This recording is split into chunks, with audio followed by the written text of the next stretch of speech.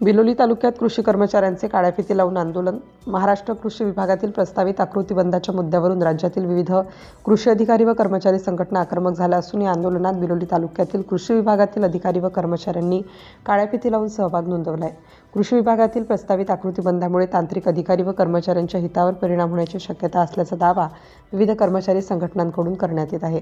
याच पार्श्वभूमीवर राज्यभर आंदोलनाची भूमिका घेण्यात आली असून बिलोली तालुक्यातही कृषी कर्मचाऱ्यांनी काळ्या फिती लावून शासनाच्या प्रस्तावाविरोधात आपला निषेध व्यक्त केला. हा निषेध व्यक्त करताना तालुका कृषी अधिकारी विवेक गुडू, मंडळ कृषी अधिकारी श्यामगिरी व शशिकांत तिळके, सर्व सहाय्यक कृषी अधिकारी भुजंग हजापुरे, कांडबोड दीपक महादळे, संभाप्पा स्वामी, मारुती फुलारे, कविता निलावार, दिगंबर सूर्यवंशी, माडगे, संजय श्रीराम कुंटे, कार्यालय सहाय्यक अधीक्षक पुरी माझीत या संपात सहभागी होताना दिसून आले.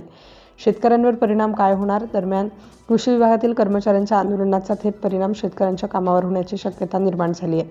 सध्या शेतकरी विविध पिकांवरील रोगराईच्या संकटांचा सामना करत आहेत. विशेषतः येलो मोझॅक रोगाचा प्रादुर्भाव काही पिकांमध्ये दिसून येत असल्याने शेतकऱ्यांना तातडीने कृषी अधिकारी व कर्मचाऱ्यांच्या मार्गदर्शनाची गरज आहे.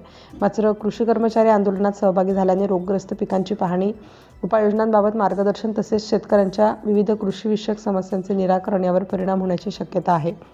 कृषी विभागातील प्रस्तावित आकृती बंदाबाबत शासनाने कर्मचारी संघटनांशी चर्चा करून त्यांच्या मागण्यांवर सकारात्मक तोडगा काढावा तसेच आंदोलनाचा फटका शेतकऱ्यांना बसणार नाही यासाठी आवश्यक 3 उपाययोजना सरकार घेईल याकडे शेतकऱ्यांचे लक्ष लागले आहे.